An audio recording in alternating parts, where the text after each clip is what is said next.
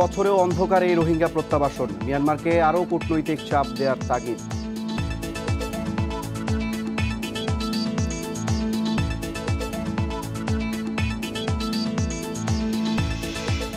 Corona টেস্টের ফি কমলেও বাড়েনি আগ্রহ, পুরোপুরি মওকুফে বাড়বে পরীক্ষা বলছেন বিশেষজ্ঞ।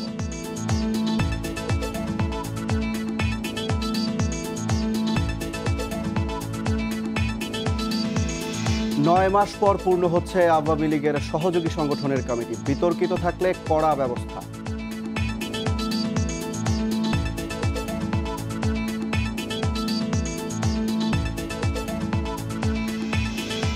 চট্টগ্রামের চান্দগাঁওয়ে মা ছেলের মরদেহ উদ্ধার, গলায় আঘাতের চিহ্ন, এক যুবকের খোঁজে পুলিশ।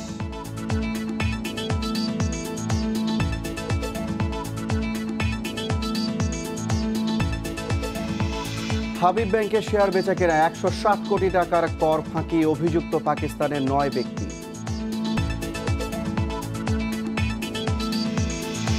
স্বাগত বিরতিহীন 1 ঘন্টার ইন্ডিপেন্ডেন্ট সংবাদে। আপনাদের সঙ্গে আছি আমি সুফি আহমেদ। আমি আতিফা আঞ্জুমান। শিরোনাম শুনছিলেন, জানিয়ে দেব পুরো খবর। রোহিঙ্গা অনুপ্রবেশে 3 বছর, আজও ফেরা হয়নি নিজ জন্মভূমিতে। বাংলাদেশের অভিযোগ, রোহিঙ্গাদের ফিরিয়ে নিতে আন্তরিক নয় মিয়ানমার। করোনা পরিস্থিতি তাদের জাতীয় নির্বাচনের অজুহাতে ঝুলিয়ে রেখেছে প্রত্যাবাসন প্রক্রিয়া। পররাষ্ট্রমন্ত্রী একে আব্দুল মোমেন জানান, নতুন করে আরও 6 লাখের তালিকা পাঠানো হলেও যাচাই বাছাই করা হয়েছে মাত্র 30,000 রোহিঙ্গার। কূটনীতিকদের মতে, মিয়ানমারের ওপর চীন ভারতের চাপ আরও বাড়ালে সমস্যা দ্রুত সমাধান হতে পারে। আশ্বাস আর প্রক্রিয়া শুরুর বেড়াজালে থমকে আছে রোহিঙ্গা প্রত্যাবাসন। আশ্রয় নেয়ার পরের বছর অগ্রগতি ছিল ঢাকা নেপিত চুক্তি। দ্বিতীয় বছরে এসে দ্বিপাক্ষিক প্রচেষ্টা শেষে বেইজিংয়ের উদ্যোগে ত্রিদেশীয় চেষ্টা শুরু হয়। বাংলাদেশ মিয়ানমার কয়েক দফা বৈঠকেও বসে। তারপর শুরু হয় রোহিঙ্গাদের তালিকা আদান প্রদান। ঘোষণা দিয়ে প্রত্যাবাসনের জন্য কয়েকবার তারিখ নির্ধারণ হলেও নিরাপত্তার ঝুঁকিতে খোদ রোহিঙ্গারাই নিজ দেশে ফিরতে রাজি হননি। আর এদিকে রোহিঙ্গাদের নিরুৎসাহিত করতে রাখাইন রাজ্যে প্রায় অস্থিরতা তৈরি করে রাখছে খোদ মিয়ানমারই। রোহিঙ্গাদের ফিরিয়ে নিতে মিয়ানমারের আন্তরিকতার ঘাটতির অভিযোগ বারবার বিশ্ব দরবারে জানিয়ে আসছে বাংলাদেশ। আমরা আমাদের প্রচেষ্টা চালিয়ে যাচ্ছি, আমরা দ্বিপাক্ষিক আলোচনা করে যাচ্ছি, কন্টিনিউয়াসলি তাদের সাথে আমাদের কমিউনিকেশন চলছে। আমরা ইতিমধ্যে আমরা 6 লক্ষ লিস্ট দিয়েছি, তারা এগুলো ভেরিফাই করে আমাদের পাঠিয়েছে, কিছু আরও পাঠাচ্ছে, আমাদের প্রসেসটা চলছে। এদিকে নতুন পুরনো 11 লাখ রোহিঙ্গার জনগোষ্ঠীতে প্রতিদিনই কলে বরে বাড়ছে নতুন সদস্য সংখ্যা। আন্তর্জাতিক সংস্থার জরিপ বলছে, কক্সবাজারের আশ্রয় শিবিরে প্রতিদিনই গড়ে জন্ম নিচ্ছে 60 থেকে 70 নবজাতক। অন্যদিকে নির্যাতনের মুখে এখনও মিয়ানমারের বিভিন্ন রাজ্য থেকে পালিয়ে আসছে রোহিঙ্গারা। নিরাপত্তা বিশ্লেষক ও কূটনীতিকরা বলছেন, এই সমস্যা যত দীর্ঘায়িত হবে ততই আঞ্চলিক নিরাপত্তা হুমকিতে পড়বে। মিয়ানমারের দিক থেকে মিয়ানমার এই প্রত্যাবাসী যারা, তারা যাওয়ার জন্য উপযুক্ত পরিবেশটা তৈরি করতে পারেনি, সেটা ইচ্ছাকৃতভাবে হোক বা অন্য কোনো কারণেই হোক। কিন্তু আমাদের ধারণা ইচ্ছাকৃতভাবেই তারা হয়তো সেটা করছে না বা করতে পারছে না। আর দ্বিতীয় যেটা হচ্ছে যে তাদের উপর আমাদের আঞ্চলিক যে যারা প্রভাবশালী দেশ আছে, তাদের যে পরিমাণ চাপ প্রয়োগ করা দরকার ছিল, সেই জায়গাটা আমরা বোধহয় পারছি না। 2017 সালের 25 আগস্ট থেকে মিয়ানমারের সেনাবাহিনীর হত্যা ও নিপীড়নের মুখে সেখান থেকে পালিয়ে বাংলাদেশে আশ্রয় নেয় লাখ লাখ রোহিঙ্গা। Nafiza Daula, independent news, Dhaka. 3 বছরেও অন্ধকারেই রয়ে গেছে রোহিঙ্গা প্রত্যাবাসন প্রক্রিয়া। সরকারের পক্ষ থেকে প্রক্রিয়া চলমান থাকার কথা বলা হলেও তা মানতে নারাজ বিশ্লেষকরা। বরং করোনা মহামারীর কারণে রোহিঙ্গা ইস্যু থেকে বিশ্ব নেতাদের মনোযোগ সরে যাচ্ছে বলে মত তাদের। রোহিঙ্গা সংকট দীর্ঘমেয়াদী হলে তা বাংলাদেশের জন্য কঠিন পরীক্ষা হয়েই দেখা দিবে বলে মনে করছেন তারা। রাষ্ট্রীয় অত্যাচার নির্যাতন থেকে প্রাণে বাঁচতে 2017 সালের 25 আগস্ট মিয়ানমার থেকে রোহিঙ্গারা বাংলাদেশে পালিয়ে আসার পর পেরিয়েছে লম্বা সময়।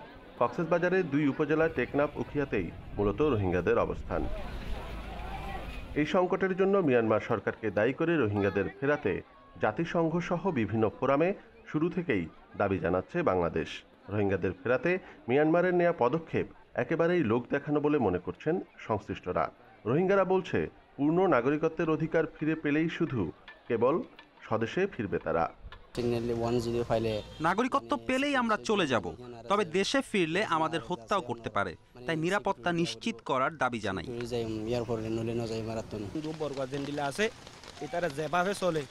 আমরা ওখানে যেতে চাই, তবে ওখানে অন্য ধর্মাবলম্বীরা যেভাবে চলে আমরাও তেমন সুযোগ চাই। আমরা পড়াশোনা, অবাধ চলাচল, ব্যবসা বাণিজ্যের সুযোগ চাই। এদিকে রোহিঙ্গা প্রত্যাবাসনে বাংলাদেশের কূটনৈতিক তৎপরতাকে ফলপ্রসূ নয় বলে মনে করছেন বিশ্লেষকরা। বিশ্ব সম্প্রদায়ের মনোযোগ করোনা মহামারীর দিকে বেশি থাকায় রোহিঙ্গা সংকটের সমাধানে অনেক সময় লাগার শঙ্কা তাদের। তৃতীয় কোনো দেশে রোহিঙ্গাদের পুনর্বাসনের জন্য কূটনৈতিক তৎপরতা চালানোর পরামর্শ দিয়েছেন তারা। নীরব কূটনীতি চলছে, কিন্তু সরব কূটনীতি আমরা দেখছি না। বিশ্ব সমাজ এই করোনা মহামারীর আড়ালে রোহিঙ্গা সমস্যাকেও আড়ালে ফেলে দিয়েছে। বিশ্বব্যাপী শরণার্থী সমস্যা সমাধানের জন্য যে বার্ডেন শেয়ারিং বলে একটা ধারণা আছে, সেটা হচ্ছে ইন্টারন্যাশনাল কমিউনিটি এখানে কিন্তু বাংলাদেশের পাশে থাকার কথা। তবে নীরব কূটনৈতিক তৎপরতাকেও কার্যকর উদ্যোগ বলেই মনে করছে সরকার। শিগগিরই প্রত্যাবাসন প্রক্রিয়া শুরুর আশা কর্মকর্তাদের।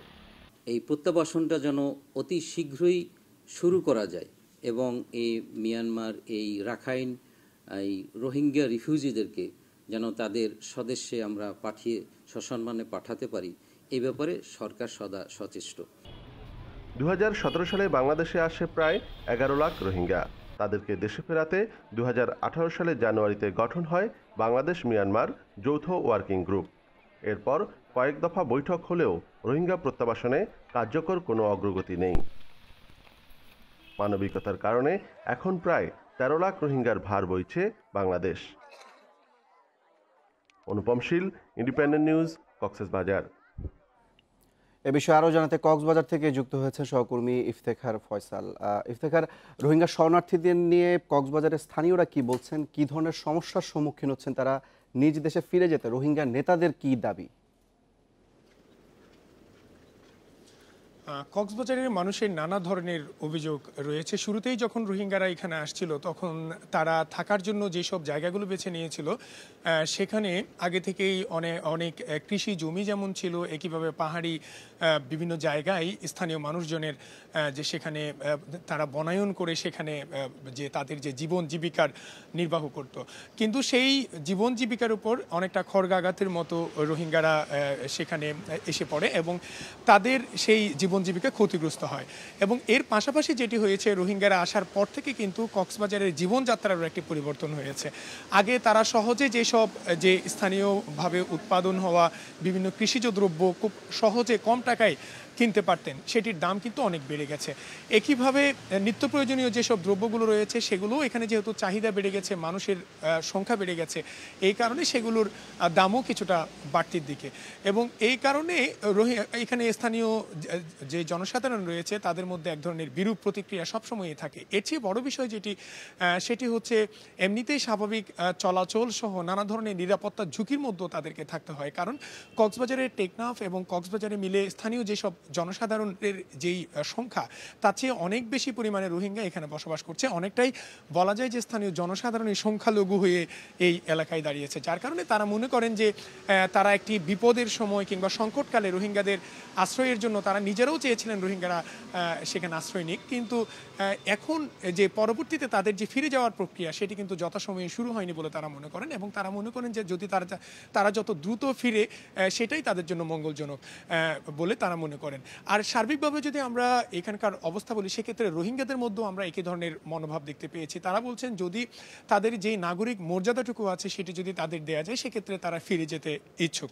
এবং কিন্তু বাস্তবতা হচ্ছে গত 3 বছরে আমরা দেখেছি 2 বার তাদের প্রত্যাবাসনের উদ্যোগ নেওয়া হয়েছে, কিন্তু সেই উদ্যোগ খুব একটা কাজে আসেনি।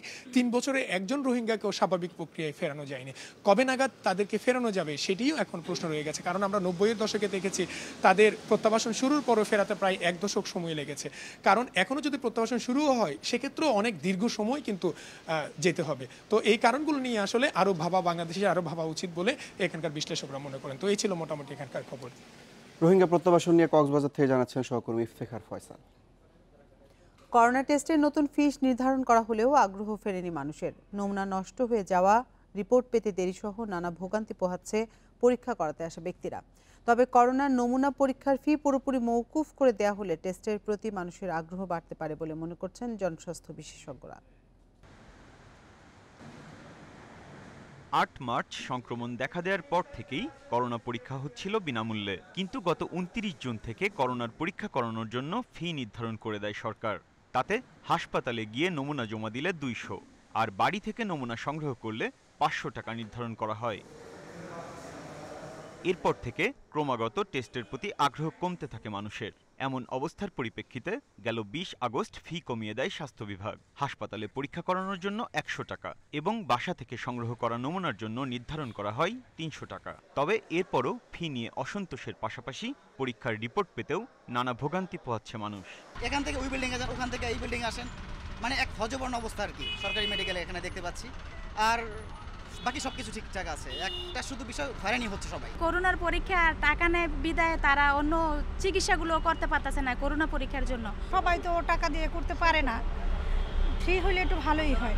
করোনা পরীক্ষা করাতে ফি নির্ধারণের কারণে টেস্ট কমে গিয়েছিল মন্তব্য করে জনস্বাস্থ্য বিশেষজ্ঞরা বলছেন, টেস্টে মানুষের আগ্রহ ফেরাতে ফি মওকুফের কোনো বিকল্প নেই। টেস্ট না করেও তো দিছে পজিটিভ বা নেগেটিভ, এই তো জনগণ তো মনে করে যেটা ঠিক কিনা, আমরা করেই বা লাভ কি, এত কষ্ট করে লাভ কি, সেটাও কিন্তু একটা কারণ।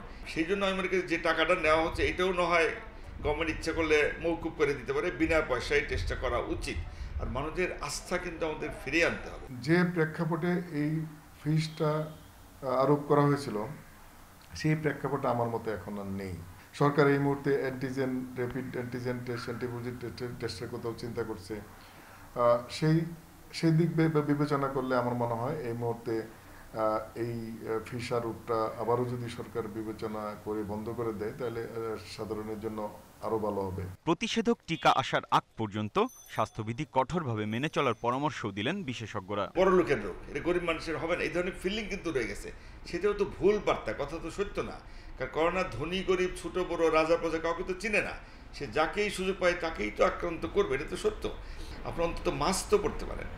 মাস্ক যদি শুধু পড়েন ৬০ থেকে ৮০% সংক্রমণের ঝুঁকি কমানো সম্ভব। তবে বেসরকারি হাসপাতালে পরীক্ষা করাতে আগের মতো ৩৫০০ টাকাই লাগছে।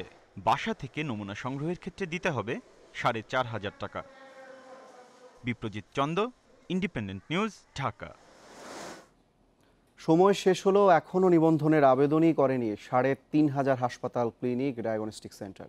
যৌক্তিক কারণ না থাকলে এসব প্রতিষ্ঠানের বিরুদ্ধে কঠোর ব্যবস্থা নেওয়ার হুঁশিয়ারি দিয়েছেন স্বাস্থ্য অধিদপ্তরের মহাপরিচালক ডাক্তার আবুল বাশার মোহাম্মদ খুরশিদ আলম।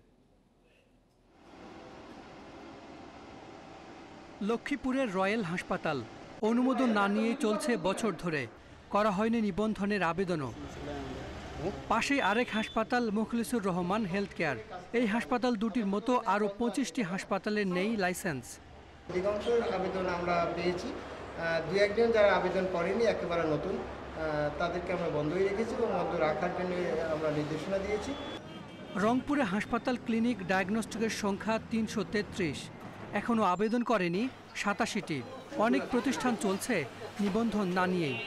এখন পর্যন্ত কোনো ধরনের লাইসেন্স নেই, আবেদনও করে নেই, এরকম শতাধিক ক্লিনিক রংপুর আছে যারা, এবং বেসরকারি ক্লিনিক এবং ডায়াগনস্টিক সেন্টার, তাদের বিরুদ্ধে অনতিবিলম্বে জরুরি ভিত্তিতে বন্ধ করা হচ্ছে। আগে যে টাকাটা জমা করছিলাম সেটারে তো আমরা রিনিউ পাইনি। পরবর্তীতে টাকা জমা দেওয়ার আনন্দটা আমরা কিভাবে পাবো? আমাদের কোনো ইন্সপেকশন হয়নি, আমাদের কোনো মনে করেন যে মনিটরিং করা হয়নি। স্বাস্থ্য অধিদপ্তরের হিসেবে সারা দেশে হাসপাতাল, ক্লিনিক, ডায়াগনস্টিক ও ব্লাড ব্যাংকের সংখ্যা ১৫,৫০০। এর বাইরেও অনুমোদনহীন অনেক হাসপাতাল চলছে বছরের পর বছর। রিজেন্ট জালিয়াতির পর সব ধরনের প্রতিষ্ঠানকে লাইসেন্স ও নবায়ন করতে ২৩ আগস্ট পর্যন্ত সময় বেঁধে দেয় স্বাস্থ্য মন্ত্রণালয়ের টাস্কফোর্স। এতে আবেদন জমা পড়েছে ১২,০০০। সব প্রক্রিয়া শেষ করে নিবন্ধন পেয়েছে ৪,৫০০ প্রতিষ্ঠান। অনেকে ইচ্ছা করছে না যে আমরা করব না, হয়তো অনেকে দেখা যাচ্ছে যে নিবন্ধন যে প্রক্রিয়াটা কিছুটা তাদের পক্ষে পালন করা সম্ভব হচ্ছে না বিভিন্ন কারণে, এবং মনে হচ্ছে যে কিছু কিছু আছে এখানে ইনফরমেশন আছে, যেমন পরিবেশের ছাড়পত্র, তারপরে নারকোটিক্সের ছাড়পত্র, এগুলি পেতেও দেরি লাগে। স্বাস্থ্য অধিদপ্তরের মহাপরিচালক জানান, নিবন্ধনের আবেদন না করা প্রতিষ্ঠানগুলোর বিরুদ্ধে ব্যবস্থা নেওয়া হবে। যারা আবেদন করেই নাই তাদের বিরুদ্ধে অবশ্যই আমাদের হসপিটাল নিবন্ধন আইনের আওতায় যে সমস্ত বিষয় আছে সেটার ব্যাপারে আমরা উদ্যোগ নেব। সেই ব্যাপারে আমরা অবশ্যই খুব শক্তভাবেই আমরা এটা দেখব যে তারা কেন করে নাই। যৌক্তিক কোনো কারণ যদি না থাকে যে তারা করে নাই, অনেক যৌক্তিক কারণ থাকতে পারে, সেটাও আমরা দেখব। রিজেন্ট জালিয়াতির পর বেসরকারি হাসপাতালের লাইসেন্স ও নবায়নে নড়েচড়ে বসে স্বাস্থ্য বিভাগ। গঠন করা হয় টাস্কফোর্স। মন্ত্রণালয়ের টাস্কফোর্সের বেঁধে দেওয়ার সময় শেষ হয়েছে রোববার। Hasan Misbah, independent news, Dhaka. অবশেষে সম্মেলনের 9 মাস পর গঠিত হচ্ছে আওয়ামী লীগের 4টি সহযোগী সংগঠন ও ঢাকা মহানগরের পূর্ণাঙ্গ কমিটি। আগামী 10 সেপ্টেম্বরের মধ্যে পূর্ণাঙ্গ কমিটি করার নির্দেশ দেওয়া হয়েছে। তবে এবার কমিটিতে বিতর্কিত কেউ ঢুকলে মদতদাতাদের বিরুদ্ধে কঠোর ব্যবস্থা নেওয়ার হুঁশিয়ারি দিয়েছেন নেতারা। ক্যাসিনো সহ নানা বিতর্কিত কর্মকাণ্ডে সংগঠনের ভাবমূর্তি পুনরুদ্ধারে যুবলীগ, স্বেচ্ছাসেবক লীগ, কৃষক লীগ, ছাত্রলীগ, শ্রমিক লীগ ও ঢাকা মহানগরের নেতৃত্বে পরিবর্তন আনে আওয়ামী লীগ। গত বছরের নভেম্বরে কাউন্সিলের মাধ্যমে নতুন কমিটি করা হয়। নতুন নেতৃত্ব নির্বাচিতের পর 15 দিনের মধ্যে পূর্ণাঙ্গ কমিটি করার নির্দেশ দেয় কেন্দ্র। এরপর কয়েক দফা সময় বাড়ানো হলেও পূর্ণাঙ্গ কমিটি হয়নি। করোনা ভাইরাস পরিস্থিতিকে এর প্রধান কারণ বলছেন সহযোগী সংগঠনের নেতারা। কমিটি আমরা পূর্ণাঙ্গ করি নাই, কিন্তু কমিটির একটা খসড়াই নেত্রীর কাছে আমরা জমা দিয়েছি অনেক আগেই। তো নেত্রী ওটাকে দেখবেন। আমাদের কমিটিটা করতে একটু দেরি হচ্ছে, এটা ঠিক আছে, যেহেতু করোনা পরিস্থিতি, এই কারণে আমরা হয়তো দিতে পারিনি, কিন্তু আমরা চেষ্টা করবো আগামী মাসে আমাদের কমিটি দিতে। বাট আমাদের কোনো নেতা কর্মী কিন্তু এই কারণে কাজের পয়সা ছিল না। ধীরে ধীরে স্বাভাবিক হচ্ছে পরিস্থিতি। এরই মধ্যে খুলে গেছে অফিস আদালত। রাজনৈতিক কর্মসূচিতেও ফিরছে বিভিন্ন দল। তাই আগামী মাসে দলের সহযোগী সংগঠনগুলোর পূর্ণাঙ্গ কমিটি করার নির্দেশ দিয়েছে আওয়ামী লীগ। আগামী 10ই সেপ্টেম্বরের মধ্যেই তাদের সময় সুযোগ মতো অনুযায়ী পূর্ণাঙ্গ কমিটিগুলো আমাদের কেন্দ্রীয় কমিটিতে জমা দেওয়ার জন্য তাদের নির্দেশনা দেওয়া হয়েছে। তারপরে এটা ওয়ার্কিং কমিটি অনুমোদিত হবে। কেন্দ্র বা তৃণমূল কোনো পর্যায়ে যাতে বিতর্কিতরা কমিটিতে ঢুকতে না পারে সে ব্যাপারে সতর্ক অবস্থানে আওয়ামী লীগ। দলের নীতি নির্ধারকরা জানান, কেউ মদত দিলে তাদেরও সাংগঠনিক শাস্তির আওতায় আনা হবে। যে কোনো বৈঠকেই আমাদের এটি এখন আমাদের মূল লক্ষ্য যে কোনো ক্রমেই যেন বহিরাগত অনুপ্রবেশকারী হাইব্রিড না আসতে পারে। যে হাত ধরে ঢুকবে সেই ব্যক্তির বিরুদ্ধে ব্যবস্থা গ্রহণ করতে হবে। সহযোগী সংগঠনগুলোর পূর্ণাঙ্গ কমিটি জমা দেওয়ার পর যাচাই বাছাই করে অনুমোদন দেবেন আওয়ামী লীগ সভাপতি শেখ হাসিনা। Ijazur Rahman, independent news, Dhaka. ঢাকার 2টি আসনের উপনির্বাচনে আওয়ামী লীগের প্রার্থী হতে চান 76 জন প্রার্থী। এর মধ্যে ঢাকা 18তেই মনোনয়ন চেয়েছেন 58 জন। এরই মধ্যে ভোটের মাঠে শুরু হয়েছে তাদের দৌড়ঝাঁপ। বিএনপি ও জাতীয় পার্টিরও রয়েছে একাধিক প্রার্থী। প্রার্থিতা জানান দিতে ব্যানার পোস্টার সাঁটানোর পাশাপাশি করছেন উঠোন বৈঠক। সাংবিধানিক সুযোগ না থাকায় করোনার মধ্যেই 17 অক্টোবর ঢাকা 5-এর উপনির্বাচন করতে চায় নির্বাচন কমিশন। সেপ্টেম্বরের প্রথম সপ্তাহতেই ঘোষণা হবে তফসিল। এরই মধ্যে আওয়ামী লীগের মনোনয়নপত্র কিনেছেন মাঠ পর্যায়ের 18 নেতা। তাদের নির্বাচনী ব্যানার পোস্টারে ছেয়ে গেছে পুরো এলাকা। আর নির্বাচনের তারিখ ঘোষণার পরেই কর্মীদের নিয়ে মাঠে নেমেছেন অনেকে। কেন্দ্রের সবুজ সংকেতের আশা করছেন সবাই। বিগত দিনে দলের জন্য সংগ্রাম আর ত্যাগের কথা বলে চাইছেন মনোনয়ন। আমার জননেত্রী শেখ হাসিনা যদি আমাকে ঢাকা 5-এর দায়িত্ব দেন, আমি সততার সহিত, যেহেতু আমি একজন ক্লিন ইমেজের মানুষ, আমি ইনশাল্লাহ পারবো আমার জননেত্রীর মুখকে রক্ষা করতে। সততা, স্বচ্ছতা, একাগ্রতা, উদারতা, মানবতা, এই গুণগুলি আমার মধ্যে সবসময় লালন করি, আমি পালন করি। এবং এই গুণগুলি যেই মানুষের কাছেই থাকবে সে একজন পরিচ্ছন্ন সুন্দর মানুষ হিসাবে পরিগণিত হবে। এদিকে করোনার কারণে আরও 90 দিন পেছানো হয়েছে ঢাকা 18 আসনের নির্বাচন। 5.5 লাখ ভোটারের এই আসনে এমপি হতে আওয়ামী লীগের মনোনয়নপত্র কিনেছেন 58 জন। তাদের নির্বাচনী প্রচারে এখন উত্তপ্ত ভোটের মাঠ। নিজেকে যোগ্য দাবি করছেন সবাই। সকল আন্দোলনে আমি রাজপথে থেকে নেতৃত্ব দিয়েছি। আমি কোনো সংগ্রামে, কোনো আন্দোলনে আমি পিছপা হইনি।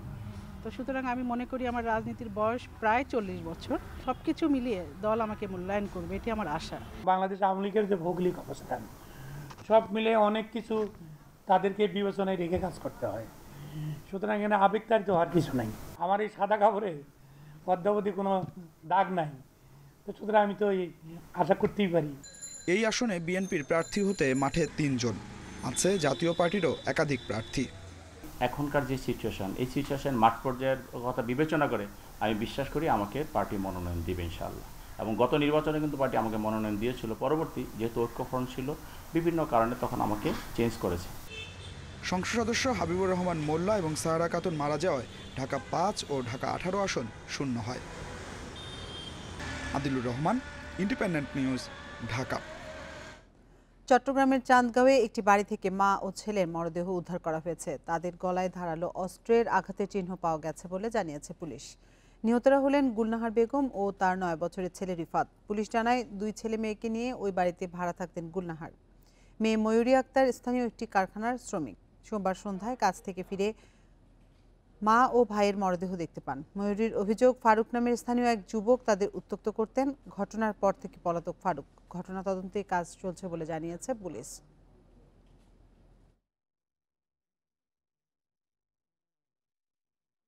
ফারুক আমার মার বোন ডাকছে, এই মোবাইল টোবাইল বন্ধ, মাঝে হুমকি দিত, তোরা মার্ডার করছিস, তোরা মার্ডার করছিস। একজন হচ্ছে মা আর একজন হচ্ছে যে ছেলে। তো ছেলের গলায় ক্ষত আছে এবং মায়ের শরীরে ক্ষত আছে। আমাদের ক্রাইম সিন টিম আসছে, এসে তারা হয়তো পরীক্ষা করবে। তো প্রাথমিকভাবে এটা আমাদেরকে হত্যাকাণ্ড মনে হচ্ছে। এ বিষয়ে আরো জানাতে এবার চট্টগ্রাম থেকে আমাদের সাথে সরাসরি যুক্ত হচ্ছেন সহকর্মী অনুপম শীল।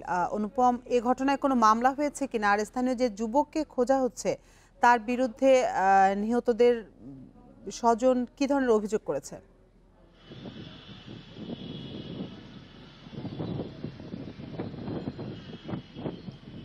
এখনো পর্যন্ত কোনো মামলার খবর আমরা পাইনি, তবে যে যুবকটিকে সন্দেহ করা হচ্ছে পরিবারের পক্ষ থেকে, ফারুক নামের যে লোকটি, অর্থাৎ যিনি এই নিহত গুলনাহার বেগমের পাপানো ভাই, এবং তারা মূলত গত কয়েক বছর ধরেই তাদের এই যুবকের সাথে তাদের এক ধরনের যোগাযোগ ছিল।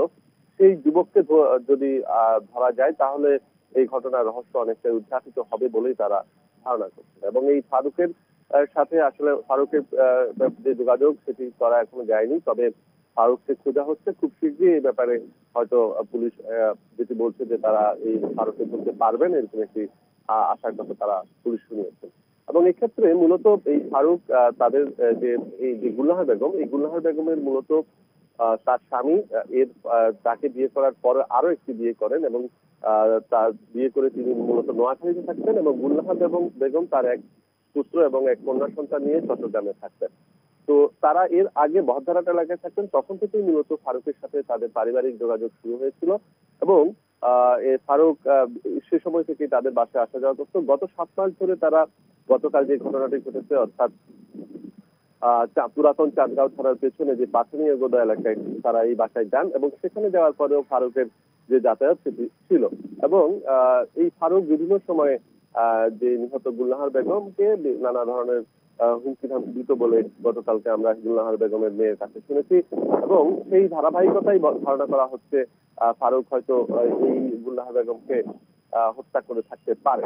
তবে কি কারণে হত্যা করা হয়েছে সেটি এখন স্পষ্ট নয়, কারণ যে গুলনাহার বেগম এবং তার পুত্র, এই পরিবারটি থেকে আসলে কোনো টাকা পয়সা খাওয়া গেছে কিনা সেটিও এখনো পরিষ্কার বলা যাচ্ছে না। কারণ এমনিতেই তারা খুব বেশি অবস্থা সম্পন্ন নয়, অর্থাৎ যে টাকা পয়সার বিরোধ বা এই ধরনের কোনো বিরোধে ব্যাপারটি এখনো সামনে আসেনি। তবে পুলিশ বলছে তারা সর্বোচ্চ চেষ্টা করছে ফারুককে ধরার, এবং ফারুককে ধরতে পারলে এই ঘটনার বিস্তারিত হয়তো জানা যাবে। এর বাইরেও অন্য কোনো ঘটনা আছে কিনা, অর্থাৎ আশপাশের অন্য কোনো সাসপেক্টেড কেউ আছে কিনা সেটিও পুলিশ খতিয়ে দেখতে বলে আমাদেরকে জানিয়েছেন।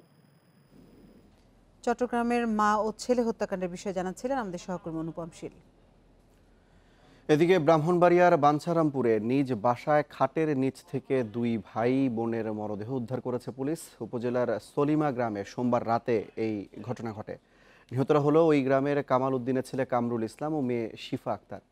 তারা স্থানীয় স্কুলের শিক্ষার্থী ছিল। পুলিশ জানায় সোমবার দুপুর থেকে তাদের খুঁজে পাওয়া যাচ্ছিল না। তাদের খোঁজে মাইকিংও করা হয়। পরে পরিবারের সদস্যরা বাড়ির 2টি কক্ষের খাটের নিচে তাদের মরদেহ দেখে পুলিশে খবর দেয়। তাদের শরীরে আঘাতের চিহ্ন আছে বলে জানিয়েছে পুলিশ।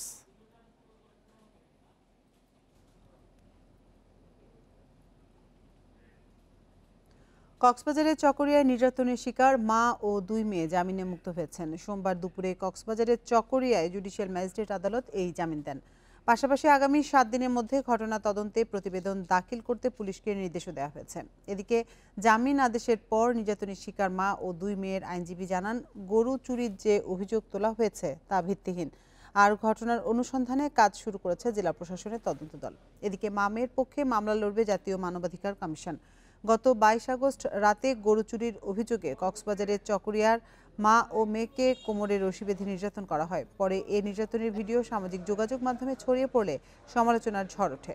সোমবার দুপুরে ঘটনাস্থল পরিদর্শন করেন তদন্ত কমিটি। কথা বলেন অভিযুক্ত ইউপি চেয়ারম্যান মিরানুল ইসলাম, চৌকিদার সহ প্রত্যক্ষদর্শীদের সাথে। যদিও স্থানীয় ইউপি চেয়ারম্যান মিরানুল ইসলাম অভিযোগ প্রত্যাখ্যান করেছেন। এদিকে সামাজিক যোগাযোগ মাধ্যমে ভাইরাল হওয়া ফুটেজ বিশ্লেষণ করে 3 যুবককে গ্রেপ্তার করেছে পুলিশ। চট্টগ্রামে মুক্তিযোদ্ধাদের মানববন্ধনে হামলার ঘটনায় বাঁশখালীর পৌর মেয়র সহ 26 জনের বিরুদ্ধে মামলা হয়েছে। পরে বাঁশখালীর সংসদ সদস্য মোস্তাফিজুর রহমানের ব্যক্তিগত সহকারী সহ 4 জনকে আটক করা হয়। মহানগর মুক্তিযোদ্ধা সংসদের কমান্ডার মোজাফফর আহমদ জানান, সোমবার দুপুরে চট্টগ্রাম প্রেস ক্লাবের সামনে তাদের মানববন্ধনে হামলা চালানো হয়। স্থানীয় সংসদ সদস্য মোস্তাফিজুর রহমানের অনুসারী হামলা চালিয়েছে বলে অভিযোগ করেন তিনি। তার অভিযোগ, সম্প্রতি ওই সংসদ সদস্য বলেন, বাঁশখালীতে কোনো মুক্তিযুদ্ধ হয়নি এবং মৌলভী সৈয়দকে মুক্তিযোদ্ধা বলে অস্বীকার করেন। এই ঘটনার প্রতিবাদে মানববন্ধন ডাকা হয়। এতে হামলায় অন্তত 10 জন আহত হয়েছে।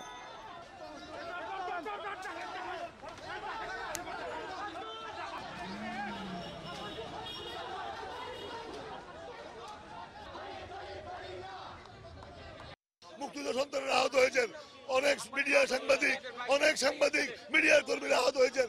এটা তো আমরা আশা করবো জননেত্রী শেখ হাসিনা যদি এই মুস্তাফিজকে এমপি থেকে অবসর করা না হয়, আওয়ামী লীগ থেকে সদস্য থেকে প্রত্যাহার করা না হয়, আন্দোলন চলবে চট্টগ্রামে।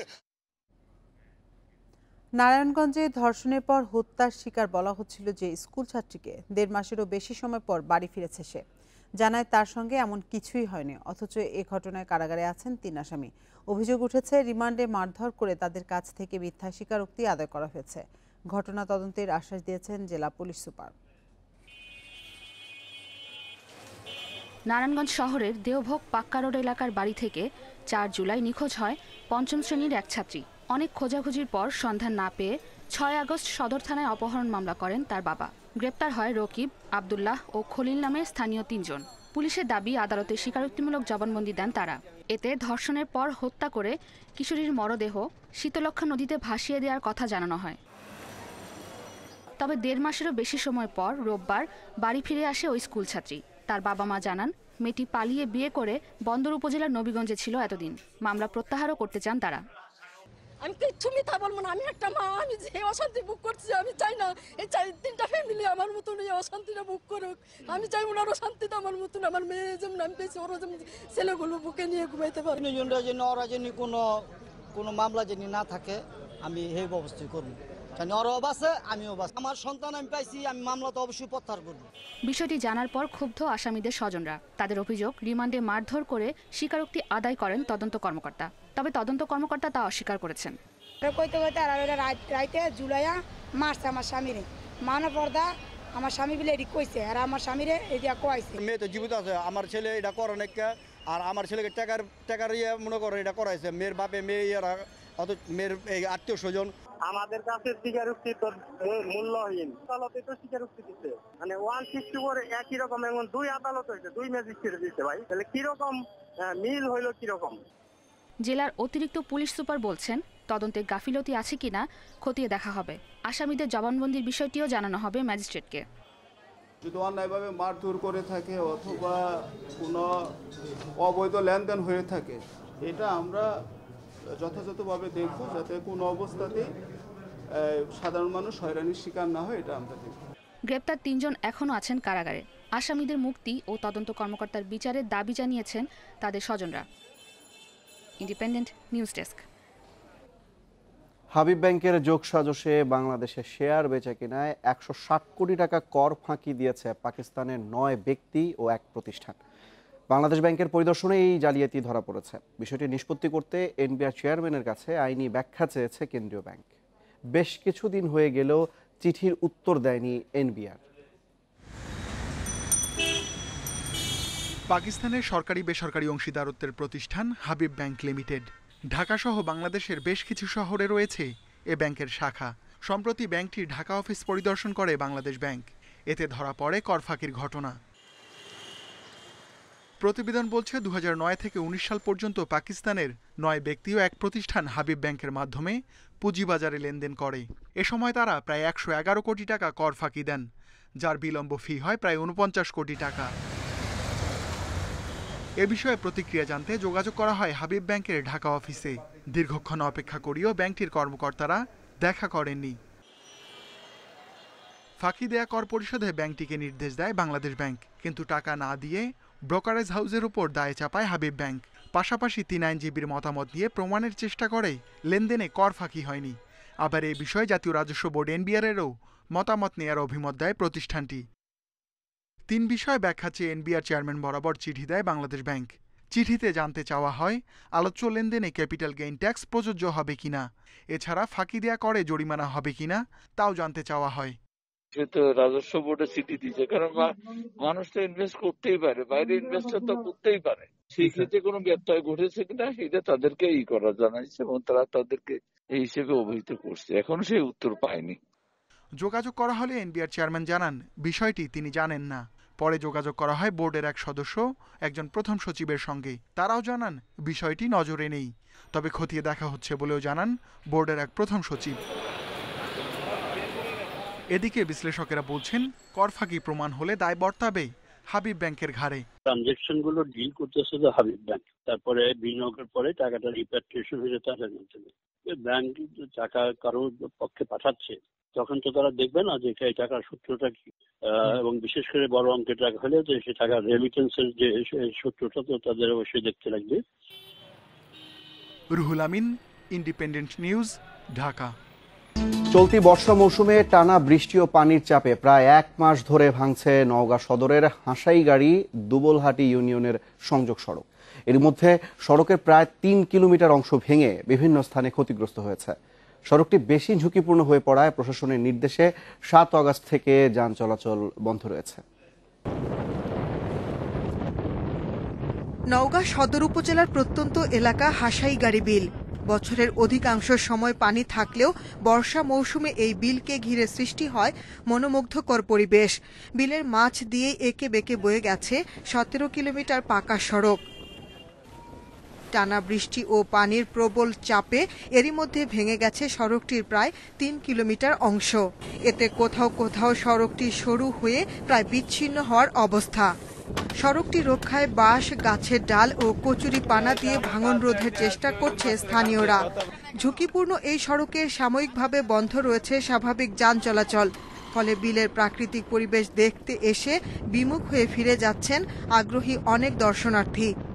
স্থানীয়দের অভিযোগ, সড়কটি বন্ধ থাকায় 10 থেকে 15 কিলোমিটার পথ ঘুরে নওগাঁ শহরে যাতায়াত করতে হচ্ছে প্রায় 6 ইউনিয়নের মানুষকে।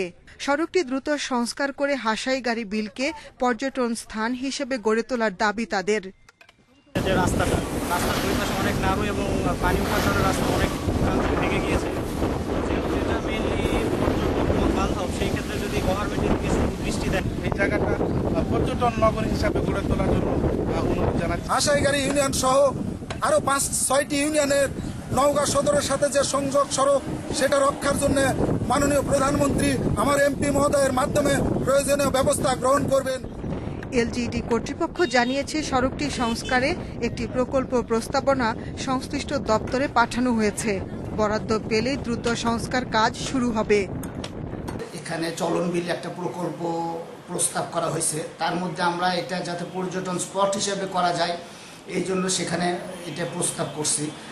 তো যদি দেখা যাক প্রকল্পটা পাশ হলে এলাকার বিনোদনের একটা জায়গা হবে। ভাঙনের হাত থেকে তাদেরকে রক্ষার জন্য প্রশাসনের সামনে মানববন্ধন করেছেন। তারা জানিয়েছেন প্রাণের চাইতে তাদের বেশি দরকার তাদেরকে রক্ষার জন্য নদী ভাঙ্গন রোধ এবং যে ভাঙা বেড়িবাঁধ রয়েছে সেটি দ্রুততম সময়ের মধ্যে নির্মাণ করা। এ বিষয়ে জেলা প্রশাসক বলেছেন যে তাৎক্ষণিকভাবে ভাঙন রোধে কিছু ব্যবস্থা করা এবং স্থায়ী ব্যবস্থা করার চিন্তাভাবনা রয়েছে। তবে স্থানীয় বাসিন্দা যারা রয়েছেন, বিশেষ করে ইউনিয়ন পরিষদের চেয়ারম্যান মেম্বার, তাদের একটি দাবি হচ্ছে যে নৌবাহিনীর মাধ্যমে যদি ভাঙন রোধে ব্যবস্থা করা হয় তাহলে সেটি টেকসই হবে। এ হচ্ছে আমার কাছে এখানকার সর্বশেষ। নোয়াখালীর নদী ভাঙনের সবশেষ খবর জানাচ্ছেন সহকর্মী আবু নাসের। উত্তর বঙ্গোপসাগর ও তৎসংলগ্ন এলাকায় লঘুচাপের কারণে 4 সমুদ্র বন্দরে 3 নম্বর স্থানীয় সতর্ক সংকেত দেখাতে বলা হয়েছে। এ সময় মাছ ধরার নৌকা ও ট্রলারগুলোকে উপকূলের কাছাকাছি চলার নির্দেশনা দিয়েছে আবহাওয়া অধিদপ্তর। এদিকে মৌসুমী বায়ু সক্রিয় থাকায় সব বিভাগে দমকা হাওয়া সহ বৃষ্টি ও বজ্রসহ বৃষ্টি হতে পারে। দেশে দক্ষিণাঞ্চলের কিছু এলাকায় ভারী বৃষ্টির পূর্বাভাস দেওয়া হয়েছে। এ সময় উত্তরাঞ্চলের তাপমাত্রা কিছুটা বাড়তে পারে বলে জানিয়েছে আবহাওয়া অধিদপ্তর।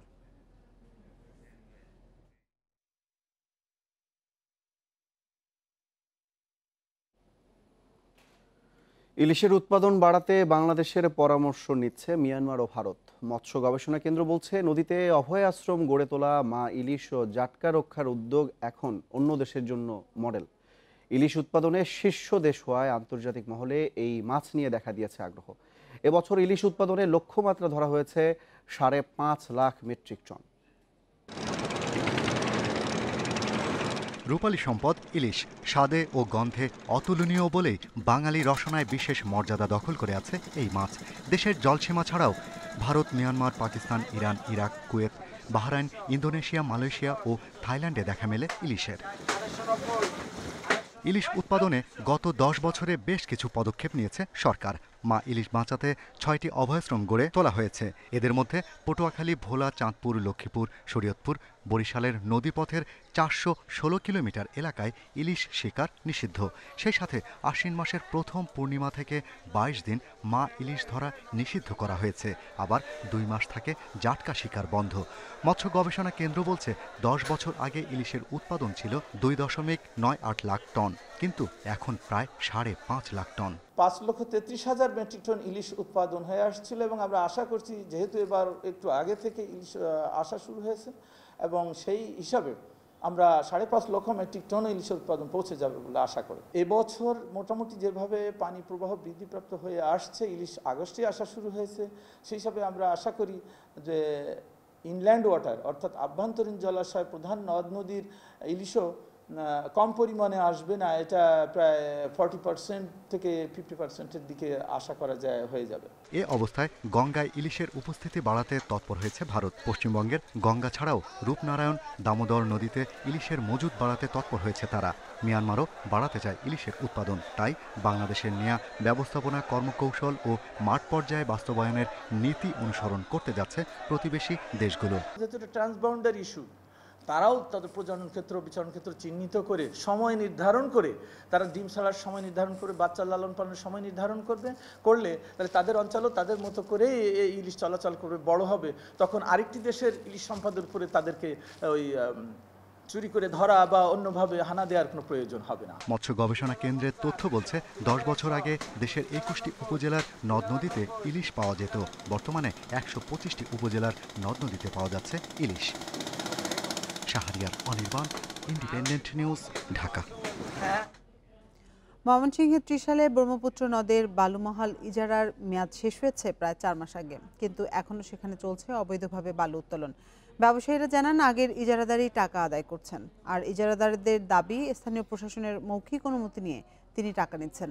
তবে মৌখিক অনুমতির কথা নাকচ করেছে স্থানীয় প্রশাসন। ময়মনসিংহের ত্রিশালের কাঁঠাল ও কানিহারি ইউনিয়নে ব্রহ্মপুত্র নদের ঝিলকি, তিরখি ও বারৈগাঁও মৌজার বালুমহালের ইজারার মেয়াদ শেষ হয় গত 13 এপ্রিল। এরপর থেকে নৌপরিবহন মন্ত্রণালয়ের নদী খনন প্রকল্পের কারণে জেলা প্রশাসন আর ইজারা দেয়নি। এখনও সেখানে বালু উত্তোলন করছেন ব্যবসায়ীরা। তারা জানান, বালুমহালের সাবেক ঠিকাদার প্রতিষ্ঠান বানরিকা ইনকের স্বত্বাধিকারী শাহ রুহাল বন্দেগী তাদের কাছ থেকে ইজারার টাকা আদায় করছেন।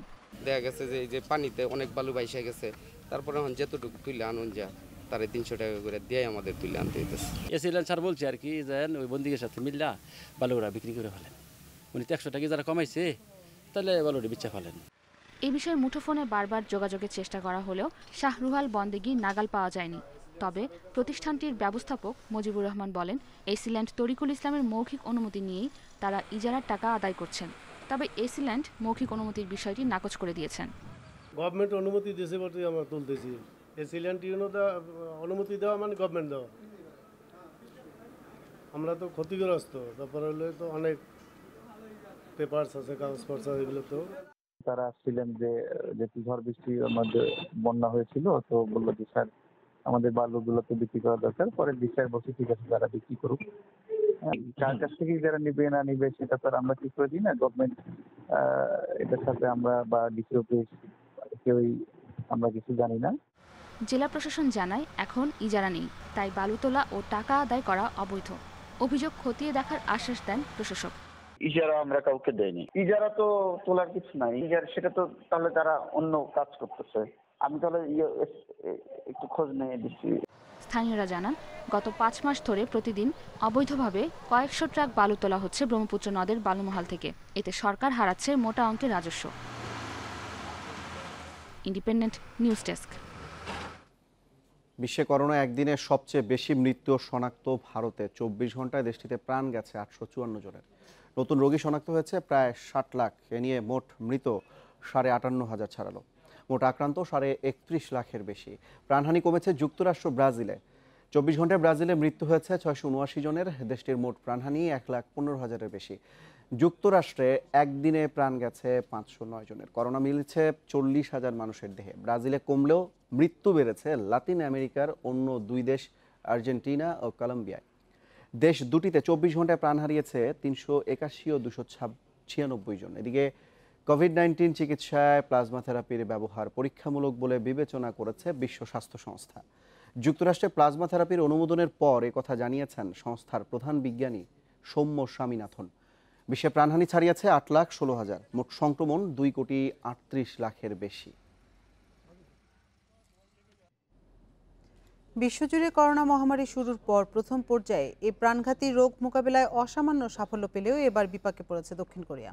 হঠাৎ করে দেশটিতে বাড়তে শুরু করেছে করোনা প্রকোপ।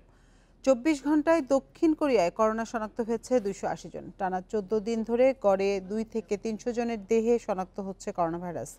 এর মধ্যে রাজধানী সিউলে শনাক্তের হার সবচেয়ে বেশি। দক্ষিণ কোরিয়ার centre for disease control and prevention জানিয়েছে সেখানে উপসর্গহীন রোগীর সংখ্যা প্রায় 20 ভাগ।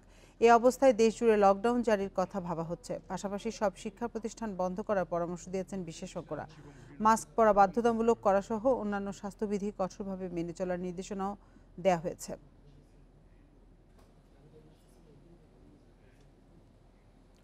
আসন্ন মার্কিন প্রেসিডেন্ট নির্বাচনে রিপাবলিকান পার্টির প্রার্থী হিসেবে আনুষ্ঠানিকভাবে মনোনয়ন পেলেন ডোনাল্ড ট্রাম্প। সোমবার পার্টির 4 দিনের জাতীয় কনভেনশনের প্রথম দিনেই ট্রাম্পকে চূড়ান্তভাবে মনোনীত করতে ভোট দেয় প্রতিনিধিরা।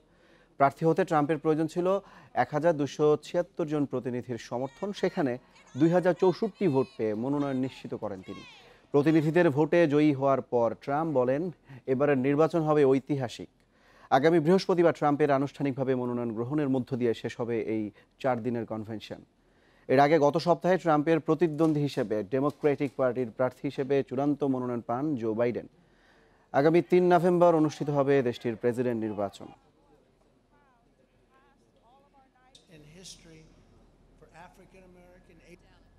কিছুদিন আগে বিসিবি সভাপতি নাজমুল হাসান জানান, নিষেধাজ্ঞা ওঠার পর শ্রীলঙ্কা সফরের দ্বিতীয় টেস্টে ফিরবেন সাকিব। শর্ত শুধু ফিটনেস ঠিক রাখা। ফিটনেস ফিরে পাওয়ার সেই লড়াইটা হবে বিকেএসপিতে। অতীতে সাকিবকে ব্যক্তিগত অনুশীলন করানো কোচ মোহাম্মদ সালাউদ্দিন বলছেন, পুরো ফিট হওয়ার জন্য যা যা দরকার সবই করবেন এই অলরাউন্ডার। সাকিববিহীন একটা বছর পার করতে চলেছে বাংলাদেশের ক্রিকেট। যদিও করোনায় খেলা হয়নি সেভাবে। আগামী 29 অক্টোবর নিষেধাজ্ঞা ওঠার সময় টাইগার দল থাকবে শ্রীলঙ্কা সফরে। প্রথম টেস্টও খেলা হয়ে যাবে বাংলাদেশের। দ্বিতীয় টেস্টেই সাকিবকে পাওয়ার প্রক্রিয়া তৈরিতে ব্যস্ত সবাই। তবে তীক্ষ্ণ নজর রাখতে হচ্ছে আইসিসির গাইডলাইনে, কারণ একটু ভুলেই এলোমেলো হতে পারে সবকিছু। প্রথমে কথা ছিল সাকিব ব্যক্তিগত প্র্যাকটিস করবেন ইংল্যান্ডে, পরে সেটা হয়েছে বিকেএসপিতে। সেপ্টেম্বরের প্রথম সপ্তাহে সাকিব যাবেন তার বেড়ে ওঠার জায়গায়, যেখানে প্রিয় ছাত্রের অপেক্ষায় মোহাম্মদ সালাউদ্দিন। সাকিবের প্রিপারেশনটা নির্ভর করে সে কতটুকু ফিট হবে সেটা তার সম্পূর্ণ তার নিজের উপরে, এবং তাকে যতটুকু জানি সেটা সম্পূর্ণ, এবং সেই ব্যাপারে সে অনেক মনোযোগী আছে এবং সে ব্যাপারে তার পুরোটাই দিয়েই করবে, এবং আশা করব যে সে তার পুরো ফিট সাকিবকে আমরা দেখতে পাবো। তামিম মুশফিকরা ব্যক্তিগত অনুশীলন শুরু করেছেন বেশ কিছুদিন আগে। পরিবারের সঙ্গে যুক্তরাষ্ট্রে সময় কাটালেও বসে নেই সাকিব, করে যাচ্ছেন ফিটনেসের কাজ। বিকেএসপিতে অনূর্ধ্ব 19 দলের ক্যাম্পও চলছে। আইসিসির গাইডলাইন অনুযায়ী সাকিবের অনুশীলন হতে হবে পুরো ব্যক্তিগত, সেখানে অন্য ক্রিকেটার থাকতে পারবেন না। সেটা মাথায় রেখেই তৈরি হচ্ছে অনুশীলনের রূপরেখা। বিকেএসপিতে যেহেতু সে প্র্যাকটিস করবে, এটা আসলে বিকেএসপি বেশিরভাগ ফ্যাসিলিটিসটা তদারকি করবে।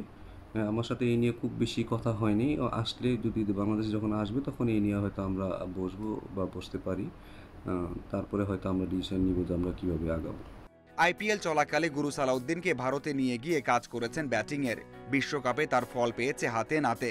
লঙ্কা সফরে সাকিব সালাউদ্দিন জুটির সাফল্য দেখার অপেক্ষায় গোটা Bangladesh. Mazharul Islam, independent news. Southampton টেস্টের শেষ দিন ইনিংস পরাজয় এড়াতে লড়বে পাকিস্তান। হাতে 8 উইকেট, পিছিয়ে 210 রানে। বৃষ্টি বাগড়া ও আলোক স্বল্পতায় চতুর্থ দিনে খেলা হয়েছে 56 ওভার। সফরকারীদের সংগ্রহ 2 উইকেটে 100 রান। ফলোঅনে পড়ে দ্বিতীয় ইনিংসে সাবধানে শুরু করেন শান মাসুদ ও আবিদ আলী। 49 রানের উদ্বোধনী জুটি ভাঙেন স্টুয়ার্ট ব্রড।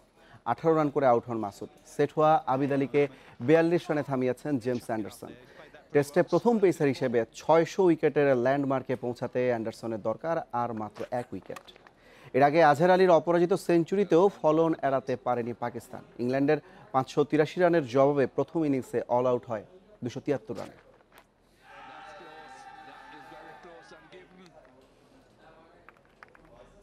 বায়ার্ন মিউনিখের ষষ্ঠ চ্যাম্পিয়ন্স লিগ জয়ে মিউনিখে চলছে উৎসব। অন্যদিকে বিউগলের করুণ সুর প্যারিস জুড়ে। দীর্ঘদিনের স্বপ্ন চ্যাম্পিয়ন্স লিগ জয়ের খুব কাছে গিয়ে ব্যর্থ পিএসজি, তাতে হতাশ সমর্থকেরা প্যারিস জুড়ে চলেছে তাণ্ডব। পুলিশের সঙ্গে ধাওয়া পাল্টা ধাওয়ায় গ্রেপ্তার হয়েছে 80 জনেরও বেশি বিক্ষোভকারী। 5 দশকের ক্লাব ইতিহাসে আগে কখনো চ্যাম্পিয়ন্স লিগ ফাইনাল খেলেনি পিএসজি। প্রথম শিরোপার হাতছানিতে সমর্থকদের প্রত্যাশা ছিল আকাশচুম্বী। গোল মিসের মহড়ায় বায়ার্নের কাছে স্বপ্নভঙ্গ।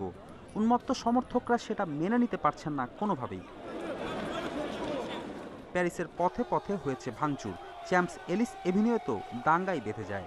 পরে টিয়ার গ্যাস নিক্ষেপ করে পরিস্থিতি নিয়ন্ত্রণে আনে পুলিশ। পিএসজির হোম গ্রাউন্ড পার্ক দি প্রিন্সকে বাঁচাতে আনা হয় 3000 পুলিশ। চ্যাম্পিয়ন্স লিগ ফাইনাল সত্যি বিশেষ কিছু, বিশেষ মুহূর্ত আমাদের জন্য। এই হার ভুলতে পারছি না, তবে বিশ্বাস করি পিএসজি একদিন লক্ষ্য অর্জন করবেই। উল্টো দৃশ্য মিউনিখে। বায়ার্নের ষষ্ঠ শিরোপার উচ্ছ্বাস মিউনিখ জুড়ে। শহরের সড়কে, ক্যাফেতে বর্ণিল ছটায় উদযাপন হচ্ছে বাভারিয়ানদের চ্যাম্পিয়ন্স লিগ জয়। খুব টান ম্যাচ হয়েছে, এতটা ক্লোজ হবে ভাবিনি। শেষ পর্যন্ত ফাইনাল জিতেছি এবং ট্রেবল জয় করেছি, এটাই বড় কথা।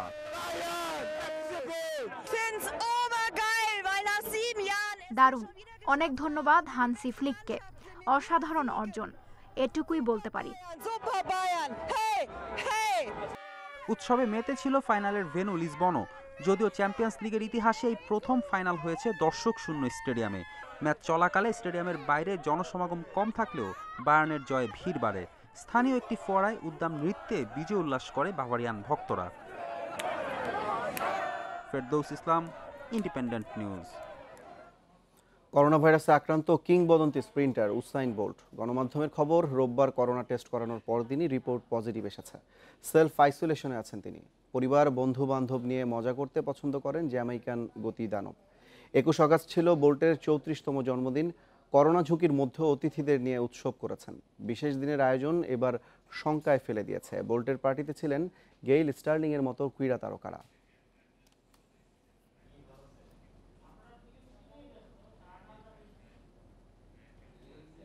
এই ছিল এখনকার ব্রিটিশ সংবাদ আয়োজন। ইন্ডিপেন্ডেন্ট টেলিভিশনের সব খবর আরও বিস্তারিত জানতে চোখ রাখুন ফেসবুক, ইউটিউব এবং টুইটারে।